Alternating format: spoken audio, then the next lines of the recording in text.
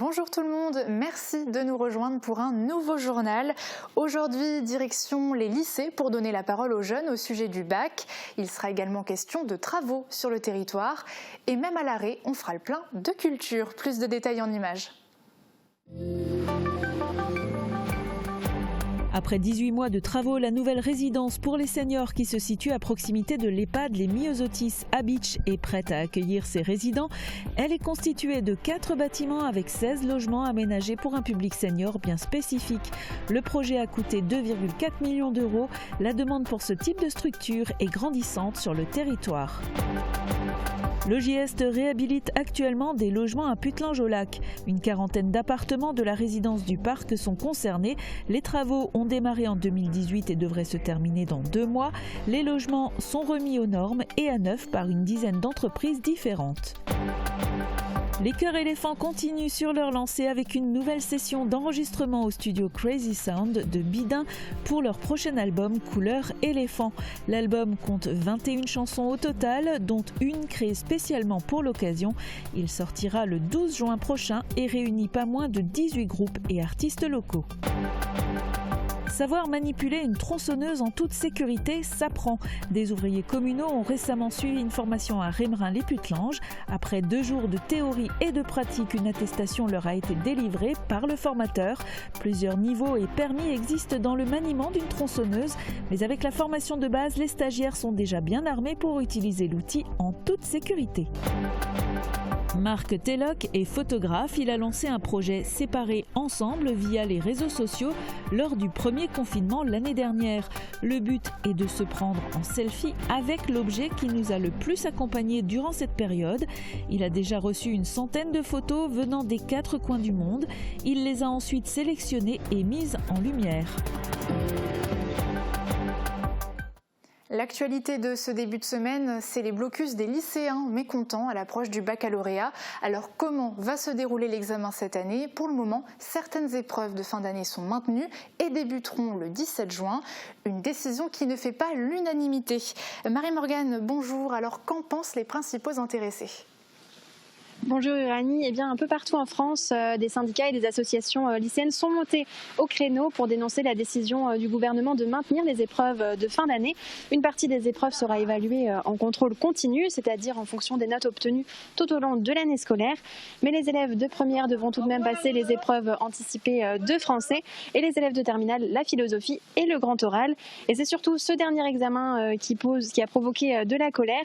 Il y a même une pétition qui a été lancée. L'Union nationale des lycéens a appelé vendredi dernier à des blocus dans les établissements. Les syndicats pointent du doigt le fait que tous les élèves n'ont pas forcément pu avoir le même niveau d'avancement dans le programme et souhaitent passer au contrôle continu intégral. Le ministre de l'Éducation nationale, Jean-Michel Blanquer, s'est exprimé hier dans les médias. Il maintient toujours les épreuves finales, mais a annoncé qu'il pourrait y avoir des aménagements. Mais il ne veut pas passer au contrôle continu intégral. Ce matin, on s'est rendu au lycée Tessier de Beach pour donner la parole aux futurs bacheliers de notre secteur. Merci beaucoup pour toutes ces explications et merci également à David pour le cadrage.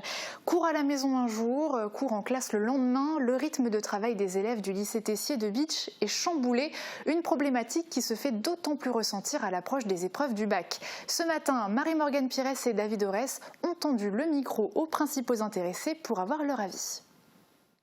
Les épreuves du bac vont démarrer en juin et le ministre de l'Éducation nationale a annoncé que ce serait en présentiel pour certaines épreuves. Qu'est-ce que tu en penses ? Je pense que honnêtement pour le bac de philosophie, qu'il reste en présentiel, c'est un peu compliqué parce qu'en fait nous on n'a jamais fait de devoirs sur table de 4 heures de suite. On a eu un bac blanc pour quand même pouvoir s'exercer du coup, mais autrement on n'a jamais fait de devoirs sur table. Donc ça me paraît compliqué de faire maintenant l'épreuve en présentiel. En fait on sait même pas déjà si elles vont avoir lieu ou pas et du coup c'est assez compliqué quoi. Ça va, si c'est en présentiel faudra y aller quoi, faudra tenir, mais ça peut encore être en contrôle continu, c'est bien. Je pensais qu'elles allaient être toutes annulées vu qu'ils en ont déjà annulé pas mal, notamment les épreuves de 3C. Alors ça m'a semblé un peu bizarre mais bon c'est comme ça. Il manque quelques semaines où on aurait pu s'entraîner et je trouve ça un peu dommage, mais bon, on peut rien y changer. Hein. Mais il nous manque, puisque maintenant on est en hybride, genre en demi-groupe, c'est compliqué un peu de faire des épreuves puisqu'il nous manque beaucoup d'heures de cours en fait. Donc c'est un peu injuste en fait. Mais bon, on peut rien y faire. Quand même moins de stress du coup, vu qu'on n'a pas une tonne d'épreuves, on en a que 2, du coup ça va, c'est moins stressant. Honnêtement, ça va. J'espère juste maintenant pouvoir réussir mes notes pour avoir du coup en contrôle continu une bonne moyenne pour pouvoir avoir bien mon bac, quoi. Les cours ça passe encore parce qu'on peut quand même se reposer un jour, du coup réviser à la maison pour le lendemain, du coup ça va encore. Le rythme de travail est compliqué. C'est-à-dire qu'en présentiel on a un rythme qui est continu et en demi-jauge, un jour on travaille moins, l'autre jour on travaille beaucoup et c'est difficile de se mettre dans le bon rythme. On a moins de devoirs forcément et là avec la demi-jauge on n'a plus de cours en distanciel vu que les professeurs sont déjà sur place. Alors ils n'ont pas le temps de faire des visios, du coup il y a moins de pression, il y a moins de charge de travail. Et parmi les épreuves, une nouveauté, le grand oral. Patrick Dugan, proviseur du lycée Tessier, l'évoque au micro de Marie-Morgane Pires. Patrick Dugan, bonjour. Bonjour. On vient d'entendre vos élèves s'exprimer par rapport aux épreuves du bac qui approchent. Ils sont d'ailleurs de retour dans l'établissement depuis hier. De votre point de vue, en tant que proviseur, quel est l'état d'esprit actuel du côté des élèves, mais aussi de l'équipe pédagogique ? Alors du côté des élèves et de même pour l'équipe pédagogique, on est très content de les retrouver. Les élèves étaient impatients de revenir en cours, même si actuellement on est en demi-jauge, c'est-à-dire que les élèves viennent une journée sur 2. Mais je crois qu'ils en ont besoin de revenir, de retrouver des marques, des repères et un moment de socialisation qui est important pour eux, quoi. Pour les élèves de terminale, il y aura une nouvelle épreuve, le grand oral. Il consiste à évaluer l'éloquence et la prise de parole des élèves en public. Les élèves feront face à 2 professeurs extérieurs à l'établissement. Ils devront argumenter sur une question qu'ils auront travaillée déjà au cours de l'année scolaire. Puis il y aura un temps de discussion. Ce sera sans doute un challenge, notamment pour ceux qui sont un petit peu moins à l'aise à l'oral. Est-ce que vous avez mis des choses en place pour les aider spécifiquement pour cette épreuve ? Oui, alors nous avons démarré très tôt la préparation de cette épreuve avec les professeurs. Dès le premier trimestre, on a commencé à leur présenter l'épreuve, à leur donner aussi quelques indications sur quel type de questions ils devaient prendre. Ils ont préparé 2 questions. Au second trimestre, donc, les élèves ont dû répondre à un questionnaire en ligne pour nous permettre de savoir vers quoi ils allaient travailler, sur quel sujet exactement. Avec les professeurs, on a chaque professeur prépare de son côté ses élèves, mais on a mis aussi en place pour les élèves des moments où on avait un intervenant sur du théâtre qui pouvait venir les préparer. On a encore un projet d'ici fin du mois de mai, début du mois de juin, de travailler en partenariat avec l'Institut régional d'administration pour faire une demi-journée banalisée où les élèves travailleraient avec des élèves de l'IRA, quoi. Voilà, on essaye de mettre tout en œuvre pour les préparer. Alors avec la demi-jauge, c'est pas simple parce que finalement on perd quand même du temps. On préférerait avoir les classes complètes, quoi. Merci d'avoir répondu à nos questions. Pour les élèves, c'est la dernière ligne droite, début des épreuves du baccalauréat le 17 juin. Et on leur souhaite du courage pour leur révision. Une chose est sûre, ils passeront un jour ou l'autre un entretien d'embauche, mais peut-être différent de ce que nous avons déjà connu. À Saint-Julien-les-Metz, le cabinet de recrutement Valter a développé avec le studio Human Games et l'appui de Pascal Neveu, psychanalyste, Audity VR, un outil de réalité virtuelle pour détecter les traits de personnalité des candidats. 12 scénarios permettent de déceler notre esprit d'équipe, notre leadership ou encore notre empathie. Reportage de Jean-François Ambroise. Téléporte-toi, s'il te plaît, devant le tableau. On va pouvoir rentrer dans les modules. Voilà. Donc pour sélectionner un module, tu le vises, tout simplement. Équipée d'un casque de réalité virtuelle, Sarah Luna, notre cobaye du jour, se retrouve sur un terrain de handball, balle en main. Tu peux soit lancer la balle par tes propres moyens et essayer de marquer, soit faire une passe à ton adversaire, auquel cas, si tu fais la passe, tu marqueras 2 fois moins de points. Voilà, ça c'est un choix après. N'y voyez pas un simple jeu. Le nombre de buts ici n'a pas grand intérêt. C'est la manière de réaliser son tir qui va concentrer toute l'attention des recruteurs. Il n'y a pas de mauvaises attitudes, il y a des attitudes qui vous sont propres, qui sont applicables dans un certain contexte et pas forcément très importantes dans d'autres contextes. Donc il n'y a pas de jugement de valeur. Ça permet de mettre en avant un certain nombre de traits de personnalité, notamment la capacité effectivement de travailler en équipe. Mais c'est pas non plus ce qu'on cherche, on cherche aussi capacité de leadership. Est-ce que la personne est capable de prendre des initiatives? À travers 12 scénarios, Auditiver va révéler le savoir-être des candidats et des collaborateurs. Capacité à décider, empathie, esprit d'équipe, 15 traits de personnalité sont analysés. Derrière toi, tu as ton équipe. Voilà. Et sur le côté, il y a une planche qui va dans le vide. Ah, oui. Le but du module étant de réussir à faire aller cette équipe-là sur cette planche. À ta droite, tu as différents articles que tu peux utiliser ou non. L'outil, développé conjointement par le cabinet de recrutement Walter, par Human Games, un studio de développement de réalité virtuelle, et par Pascal Neveu, psychanalyste, offre aux entreprises une toute autre façon de recruter. Les compétences techniques passant au second plan. C'est toujours important, mais ce n'est pas le plus important.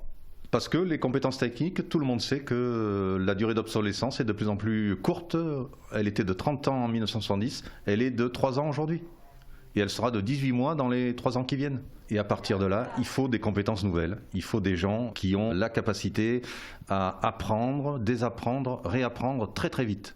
Développé depuis 3 ans, Auditiver se déploie. Une entreprise de prestation de services du Grand Est, qui compte plus de 3000 collaborateurs, va utiliser cet outil dans son processus de recrutement. Auditi travaille également sur un module passe télétravail, rigueur, autonomie, capacité d'autodiscipline. L'objectif, accompagner les entreprises et les salariés dans cette nouvelle manière de travailler qui va, sans conteste, se démocratiser. Après 18 mois de travaux, la nouvelle résidence pour seniors de Beach commence à accueillir ses premiers occupants. Une structure de 16 logements qui répondent à une demande grandissante dans le secteur. Petite visite du propriétaire dans ce reportage de Catherine Henrich. Orienté plein sud, dans l'un des quartiers les plus paisibles de Beach, à proximité immédiate de l'EHPAD Les Myosotis, ces 4 bâtiments flambant neufs attendent leurs locataires. Les travaux ont duré 18 mois, 16 logements dont 2-3 pièces et 14 2 pièces ont été aménagés pour un public de seniors bien spécifique. Ces logements vont accueillir des personnes qui sont encore autonomes, qui peuvent être des GIR 5 et 6 pour ceux qui connaissent l'échelle de l'autonomie, et également donc des personnes handicapées qui sont autonomes, qui sont handicapées physiquement mais qui peuvent avoir une autonomie en matière de gestes courants de la vie. Certains logements sont déjà occupés. La demande pour ce type de structure est grandissante sur le territoire. Et question confort, on est loin du foyer logement Les Lilas, construit il y a 40 ans en ville et dont les derniers résidents commencent à intégrer ces nouveaux bâtiments. Le coût de l'opération, c'est 2,4 millions. 2,4 millions avec, bien sûr, c'est un investissement énorme, mais aujourd'hui, avec un certain confort. Alors, on a misé beaucoup sur l'isolation du bâtiment parce que derrière, c'est le coût de fonctionnement. Donc, le chauffage, c'est pas à négliger, surtout dans notre région. Donc les bâtiments sont très bien isolés, donc c'est un sacré plus. On a aussi misé sur l'accessibilité. Tout est de plein pied ou accessible avec un ascenseur. Les résidents ont aussi une place de parking à leur disposition et une salle commune a été mise en place pour de futures animations. La proximité avec l'EHPAD est aussi un plus. Les résidents peuvent bénéficier de tous les services qui y sont proposés. De par la mutualisation des activités en commun, les uns vont pouvoir profiter des programmes mis en œuvre, que ce soit ici à la résidence ou que ce soit là-bas à l'EHPAD. L'idée est ainsi d'apporter du lien social entre les résidents des 2 structures. Sortir les personnes âgées de l'isolement en créant ici une véritable communauté. Travaux toujours avec une belle remise à neuf. L'entreprise LogJS réhabilite des appartements à Puttelange-au-Lac. La date de la fin des travaux approche. Ils étaient essentiels afin de remettre les logements aux normes et au goût du jour. Reportage de Christelle Riviaco et Thibaut Desmerlet. L'entreprise LogJS redonne une seconde vie aux appartements de la résidence du Parc à Puttelange-au-Lac. De gros travaux ont été réalisés, le gaz a été installé, l'isolation a été refaite et la toiture a été rénovée. Une réhabilitation nécessaire pour assurer l'attractivité des logements. Un patrimoine vieilli, et si on veut pouvoir aussi Le maintenir dans le temps, il a besoin tous les à peu près 30-50 ans d'une réhabilitation relativement conséquente pour justement lui permettre de vivre encore quelques belles années devant lui. Et ce patrimoine-là est arrivé un petit peu à son terme. Une quarantaine d'appartements de 40 à 80 mètres carrés sont concernés. Les travaux ont débuté en 2018 et il reste encore quelques tâches à réaliser. Actuellement, les travaux consistent à un ravalement de façade, réfection des toitures, du bardage dans les balcons, et les appartements à l'intérieur aussi qui sont refaits. Tout ce qui est pièces d'eau, salle de bain, WC, cuisine, dont certains qui ont été refaits complètement. Une dizaine d'entreprises travaillent sur le chantier. Un budget de plus d'1 million d'euros a été nécessaire pour entreprendre les travaux. Les logements sont remis aux normes et à neuf. La grande majorité est déjà occupée, mais il reste encore de la place. On a un peu de vacances commerciales quand même. On doit tourner à, je pense, une 10-15% de logements vacants.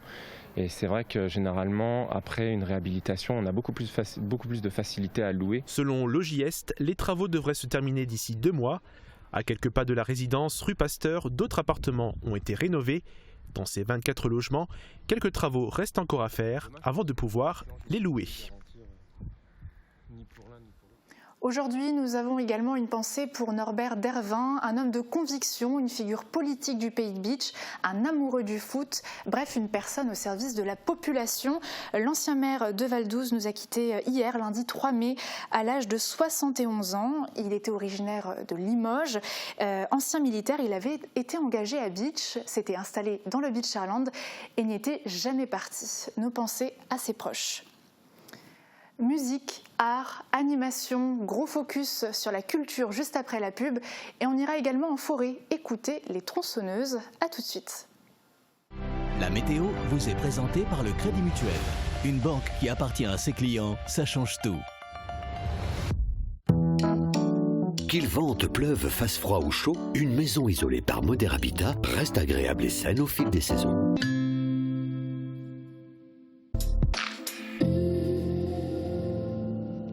Bonjour tout le monde, pour demain le temps sera plus variable, de nombreux passages nuageux et éclaircies plus timides se partagent le ciel. Dans l'après-midi, quelques averses vont se produire et continueront en soirée. Côté température, les minimales iront de 1 à 4 degrés et les maximales de 10 à 12 degrés. Demain, pensez à souhaiter une bonne fête aux Judith et il fera jour de 6h03 à 20h53. Passez tous une belle journée et à demain. Merci d'avoir suivi la météo avec le Crédit Mutuel. Une banque qui appartient à ses clients, ça change tout.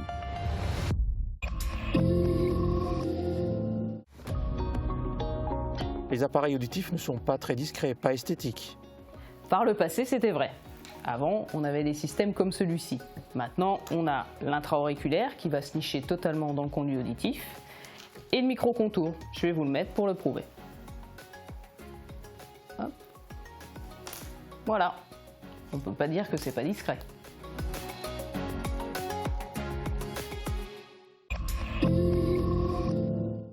Le déconfinement se dessine, on pense déjà aux beaux jours, mais il faut rester prudent. D'ailleurs, c'est le mot d'ordre de la municipalité de Sarreguemines qui compte bien adapter sa programmation estivale. Réaction au micro de Thomas Drouin.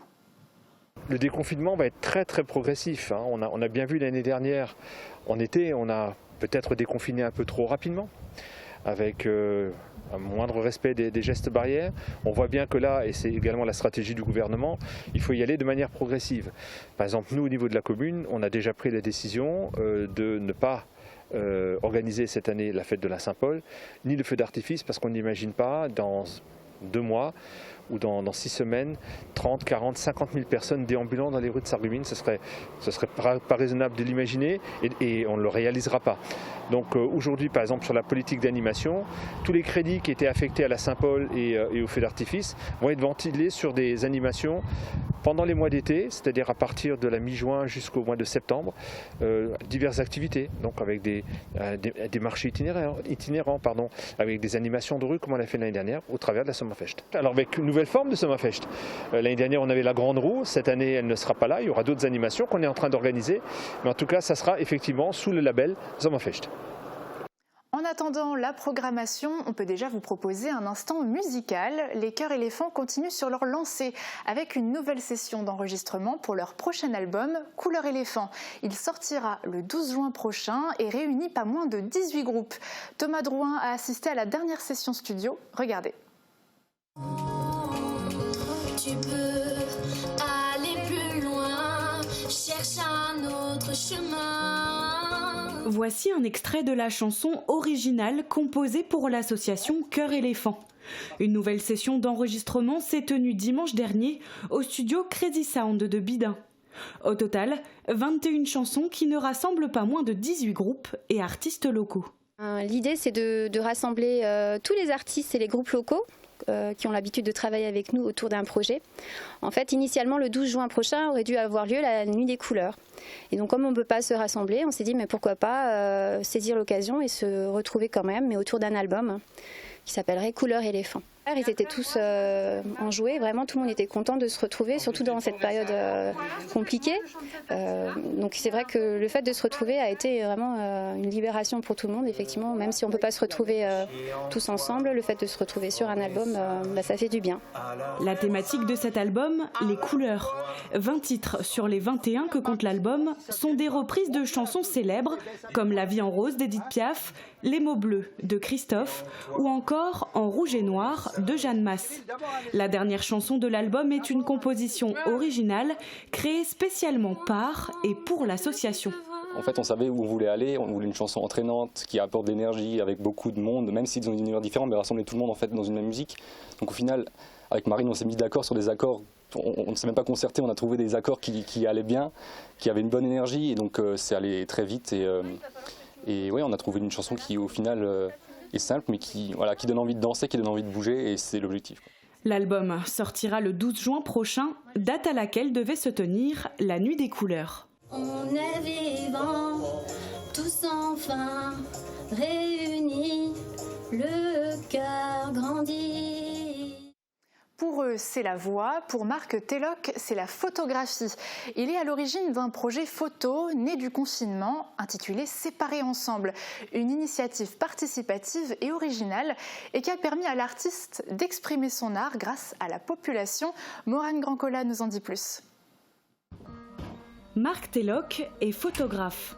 Il y a environ un an, lors du premier confinement, ce Bérentallois a lancé un projet sur les réseaux sociaux. Je me suis posé la question, je me suis dit les gens qui allaient être donc obligés de changer leur vie allaient peut-être découvrir une nouvelle vie, peut-être au travers d'un objet qu'ils allaient utiliser en permanence, un objet qu'ils n'avaient pas l'habitude peut-être d'utiliser d'ailleurs. J'ai invité les gens à faire une photo ou à se faire photographier avec l'objet qu'ils utilisaient le plus souvent pendant ce confinement. Cet appel a suscité l'intérêt de nombreuses personnes venant des 4 coins du monde. Ça a donné des réponses spontanées pour certaines personnes qui ont tout de suite envoyé une photo, d'autres pour qui j'attends toujours la photo, de qui j'attends la photo, d'autres qui n'ont pas répondu favorablement pour des raisons X ou Y, peu importe. Au total, Marc a récolté une centaine de photos qu'il a ensuite sélectionnées et mis en lumière. Le but de ce projet n'était pas seulement la photographie, c'était aussi de découvrir les activités des uns et des autres. Dans la grande majorité, c'était très varié.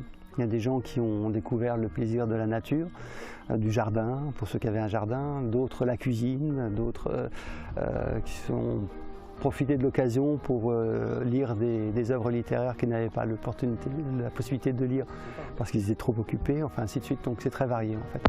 Et ce qui est intéressant aussi, c'est de voir que peu importe le pays, ces hobbies restent les mêmes. Sachez que ce projet n'est pas clos et si l'envie vous prend de partager des photos, vous pouvez le faire à l'adresse suivante mteloc@gmail.com. Les musées aussi pensent déjà à leur prochaine réouverture. En attendant, les équipes culturelles ne chôment pas et continuent d'exposer de belles œuvres, comme le musée Pierre-Noël de Saint-Dié-des-Vosges qui vient d'acquérir du mobilier et des objets de décoration issus de la maison de l'architecte Jean Prouvé. Reportage d'Aurélie Colombel et Hélène Leplat. En ces temps de disette culturelle, c'est un privilège de pénétrer au musée Pierre-Noël de Saint-Dié. La directrice du lieu tenait à présenter ses nouvelles acquisitions, une enveloppe annuelle réservée aux achats de 20 000 € dépensés lors d'enchères à Nancy a permis de conserver du mobilier issu de la maison déodacienne de l'architecte Prouvé. Mais on voit qu'elle porte la même robe et qu'elle a la même coiffure, donc on pense que c'est dessiné exactement en même temps. Les œuvres d'art et les meubles se sont vendus avec évidemment des prix très élevés pour tout ce qui concernait Jean Prouvé, qui est vraiment une cote très élevée actuellement. Et nous avions fait le choix pour les collections du musée et pour l'agglomération de Saint-Dié-des-Vosges de nous concentrer pour ces acquisitions sur des meubles et des œuvres qui rappellent vraiment le lien de la famille avec la ville et avec le territoire de Saint-Dié-des-Vosges. Le mobilier est parti pour plus de 2 millions d'euros, direction la Grande-Bretagne, la Corée ou les États-Unis. Restera donc à Saint-Dié une chambre à coucher, un buffet et quelques objets décoratifs ayant appartenu à Françoise Prouvé, la fille du célèbre designer. On a voulu aborder cette vie familiale et notamment tout ce qui était portrait de Françoise Prouvé-Gauthier elle-même. Donc ici, on a des œuvres qui la représentent à divers âges. Ici, à droite, un petit portrait en 1939 qui a été peint par son grand-père Victor Prouvé. Et puis, un peu plus loin, dans le double portrait, c'est la jeune fille de droite dans ce tableau de Étienne Cournot. L'objectif de Jean Prouvé était de créer un mobilier solide et confortable à portée de tous au lendemain de la Seconde Guerre mondiale. Son succès a fait s'envoler les prix, y compris de ses maisons. Celle-ci, construite en 1962 sur les hauteurs de Saint-Dié, est désormais classée aux monuments historiques et mise en vente par ses petits-enfants pour près d'1 500 000 €. Même si on n'est pas bûcheron, il est parfois utile de savoir se servir d'une tronçonneuse. Cet outil entre les mains inexpérimentées peut s'avérer dangereux. Agora Formation est venue pendant 2 jours à Remerin-les-Putelanges pour une formation de base à destination des agents communaux. Nous les avons suivis en forêt. Voici les images. Un permis de tronçonneuse, le sésame pour une utilisation en toute sécurité. L'attestation sera délivrée par Emmanuel Clette de Agora Formation en fin de journée. 2 jours de théorie et de pratique ont été nécessaires pour un maniement de la tronçonneuse dans les règles de l'art et en toute sécurité. Une formation nécessaire pour ces ouvriers communaux qui ont parfois besoin de se servir d'une tronçonneuse. Pour la sécurité, c'est primordial en fait. S'il y a des passants ou s'il y a quelque chose à faire près d'une route ou quelque chose comme ça, c'est important de savoir qu'est-ce qu'il faut faire dans les cas-là pour pas qu'il y ait d'accident ou autre chose. Et on est toujours mené, disons, si un arbre tombe sur la voie publique à cause d'une tempête, qu'on puisse au moins réagir, quoi. J'ai l'habitude, mais bon, on apprend tous les jours un peu plus. Et là, c'est vrai que j'ai même plus qu'appris les différentes techniques d'affûtage, d'abattage. Dans le domaine, que ça soit privé ou en forêt. Et du coup, ça m'a fait découvrir un peu le métier et j'ai appris quand même beaucoup de choses grâce à la formation. Cet après-midi, les stagiaires vont devoir mettre en pratique ce que leur formateur leur a appris. Et quand on n'est pas bûcheron, ce n'est pas évident. Et cette partie, c'est donc celle qui s'appelle le verrou. Et c'est là que tu vas couper à 45 degrés. On a effectivement affaire à des gens qui ont un usage très ponctuel de la tronçonneuse, contrairement à des bûcherons. Et ces gens-là sont soumis au même risque en fait. On a une tronçonneuse qui présente les mêmes risques, un arbre qui présente les mêmes risques. Et donc on est obligé de leur expliquer un peu quels sont ces risques, quelles sont les méthodes à appliquer de manière à limiter ces risques. Voilà, toutes ces choses qui feront qu'ils vont rentrer en bonne santé le soir chez eux. La formation proposée peut aussi s'adresser aux particuliers. Il existe plusieurs niveaux dans le maniement de la tronçonneuse et donc des attestations ou permis différents. Avec la formation de base, les stagiaires sont déjà bien armés pour leur sécurité et celle des autres. On enfile nos baskets pour terminer notre émission. Michel Munch est officiellement 8e mondial. Le comité paralympique a mis à jour le classement international. Premier français du 1500 mètres en catégorie T11 non-voyant. L'athlète sarregueminois se hisse à la 8e place mondiale grâce à sa performance réalisée le 31 mars au meeting international de Maisons-Alfort. Alors que c'était sa première course dans cette distance. Il avait battu le record national et réalisé la 2e meilleure performance européenne en terminant la course en 4 minutes et 37 secondes, attaché à son guide Antoine Martiac. Et ça vient de tomber, Yann Schrub, eh bien on le retrouve le 5 juin à Birmingham pour la Coupe d'Europe du 10 000 mètres. Félicitations à eux deux.